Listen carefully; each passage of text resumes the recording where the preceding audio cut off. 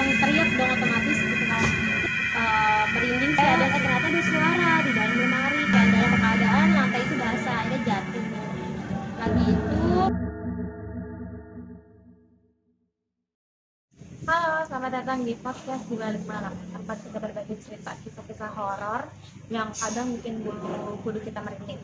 Dan malam ini kita kedatangan seorang tamu yang katanya itu punya pengalaman horor waktu dia mondok di salah satu pesantren yang ada di Tangerang. Kita langsung panggil aja. Halo Kak Fanya. Terima kasih ya udah menyempatkan waktu buat sama-sama berbagi cerita di sini. Katanya Kak Fanya tuh pengen cerita tentang pengalaman kakak waktu mondok. Iya benar. Berarti kakak mondok di situ udah berapa lama? Aku SMP mondok 3 tahun. Lama juga ya. Berarti pesantren ini, maksudnya pondok ini yang bakal kakak ceritain nih. Tapi kakak tetap stay di situ setelah pengalaman itu tuh. Ya setelah pengalaman ini mau diceritain. Benar. Kok bisa ya? Jadi penasaran banget pastinya ya. Kita kasih kesempatan kali ya buat Kak Fanya nyeritain detailnya gimana. Pasti kita bakal berpikir juga. Boleh diceritain ya Kak? Jadi pengalaman aku waktu awal pesantren itu kelas 1 SMP itu aku pesantren di salah satu daerah Tangerang, daerah Mauk gitu kan. Itu apa, pas awal masuk itu nggak ada kejadian apa-apa sih, cuman pas seminggu itu aku baru merasa keanehan di dalam kamar karena waktu itu aku tiba-tiba bangun jam 2 malam apa ya, jam 1 malam itu aku tiba-tiba kebangun kaget itu kan. Cuman aku pikir entah karena mimpi buruk atau apa, terus aku bangun minum, lihat kanan kiri gitu kan udah pada tidur. Akhirnya aku tidur lagi tuh, mengabaikan, cuman perasaan aku kayak gelisah gitu kan. Terus keesokan harinya 3 hari atau 2 hari kemudian keanehan itu muncul lagi tengah malam aku dibuat untuk kebangun lagi tuh. Cuman di sini posisinya kayak ada yang ngebangunin terus tiba-tiba aku kebangun, aku lihat pojok kanan kiri itu aku kamar itu ada 5 orang. Terus aku lihat di pojok lemari itu kan ada tongkat yang biasa kita pakai buat ngambil baju.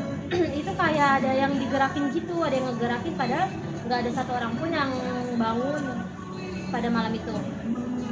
Terus cuman aku kayak kaget, terus langsung teriak dong otomatis gitu kan.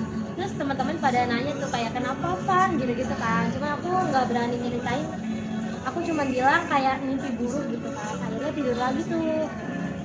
Tidur lagi. Keesokan harinya aku dapat jadwal piket hari Minggu tuh. Kita biasa kalau di pesantren itu bersihin kamar, bersihin lingkungan pesantren gitu kan. Kebetulan aku dan temen aku Aulia itu dapat jatah untuk bersihin kamar kita sendiri. Terus kayak ketakutan aku tentang tongkat itu kan kayak masih takut gitu kan. Terus cuman aku abaikan, aku berani diri buat nyapu di seluruh kamar kanan kiri. Kebetulan juga aku kebagian ngepel, Aulia kebagian nyapu, jadi aku nunggu jatahku untuk ngepel baru aku masuk gitu kan. Setelah Aulia udah selesai nyapu, aku yang ngepel. Pas aku ngepel itu merinding sih ada sih, cuman aku kayak abaikan gitu kan. Terus aku mulai ngepel, ternyata ada suara di dalam lemari kayak ngetok gitu kan. Cuman aku abaikan, aku ngepel lagi, ada ngetok lagi dari dalam lemari. Nah, aku memberanikan diri untuk mengecek dong, di antara 5 lemari ini maksudnya lemari siapa yang diketok gitu kan. Pas aku dengar tuh nggak ada, masa dengar satu-satu lemari itu nggak ada kayak suara gitu. Terus pas aku beranjak keluar, ternyata ada ketokan lagi, cuman lebih keras ketokannya. Setelah aku deketin, ternyata suara itu muncul dari lemari temanku namanya Aulia. Terus anehnya itu nggak aku langsung buka, aku ketok balik gitu kan. Pas aku ketok balik diem, maksudnya nggak ngetok balik dari dalam. Udah dong, langsung aku istighfar kan. Pas aku keluar, beranjak keluar, ada ketokan lagi. Ketokannya itu lebih kencang gitu kan. Terus akhirnya aku langsung kaget dong, langsung kaget. Terus dalam keadaan lantai itu basah, akhirnya jatuh. Lagi itu langsung temen aku nyamperin kayak, apa Van tiba-tiba jatuh gitu, mungkin ini kepleset gitu kan. Sorenya setelah jadwal kita itu selesai, aku bilang ke Aulia kayak pengen banget buka lemari Aulia gitu kan, kita izin untuk membuka lemari dia. Itu apa, setelah aku buka lemarinya itu benar-benar berantakan banget, jadi baju bersih sama baju kotor itu nyatu jadi satu. Terus yang lebih gongnya itu piring bekas kita makan itu ditaruh sama dia di dalam lemari. Jadi mungkin aku kira mungkin menurutku ketukan itu kayak ngasih tahu gitu loh buat kita buat jaga kebersihan gitu. Dari situ aku langsung lapor ke pengurusku untuk cerita gitu kronologi gimana. Langsung dari besokannya langsung kita bersihin total semua lemari. Jadi si Aulia ini kena hukuman, kalau di pesantren itu namanya hukuman di bagian kebersihan, karena kan dia udah jorok banget gitu kan. So, baju kotor baju bersih dijadiin satu. Bener nanya sorry Iya. ya dipotong kayak berarti di dalam lemari itu semua baju itu emang ditaruh di situ, bahkan sampai piring kotor pun ditaruh di situ. Iya benar-benar. Jadi biasa kan kita baju itu kan Baju kelipet kotor tuh kan, bisa gitu kan, pasti kan ada ranjang untuk baju kotornya ya. Kalau dia itu benar-benar dijadiin satu, diuntel-untel gitu loh. Dan lebih gongnya itu yang piring bekas makan Nah, langsung iya, dicuci langsung dimasukin ke lemari. Itu sih. Cuman kata guru aku sih itu memang penunggu sana, masa lembur gitu, maksudnya kayak nggak boleh kotor, kita harus juga kebersihan. Cuman dari situ kita langsung kumpulan dong, masa untuk evaluasi gimana, misalnya nggak boleh kayak gini, dibikin peraturan. Terus itu seminggu setelah itu si Aulia ini mungkin entah malu entah apa dia keluar kantor. Terus setelah si kejadian tongkat sama lemari itu ada kejadian lain nggak sih Kak?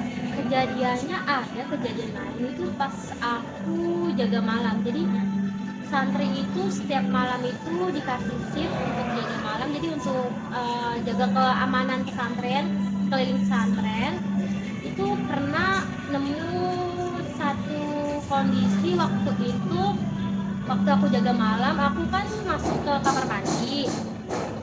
Cuman waktu di kamar mandi itu aku kayak kayak ngelihat rambut yang lagi mandi di pojokan sudut kamar mandi. Cuman pas kita samperin nggak ada, kayak bayangan doang mungkin ya. Pernah nemu juga pas kita posisi yang jaga keamanan di pesantren itu, kita kan tidurnya di lapangan kan. Itu kita jam 2 itu kedengar suara ambulan tiba-tiba bunyi gitu kan.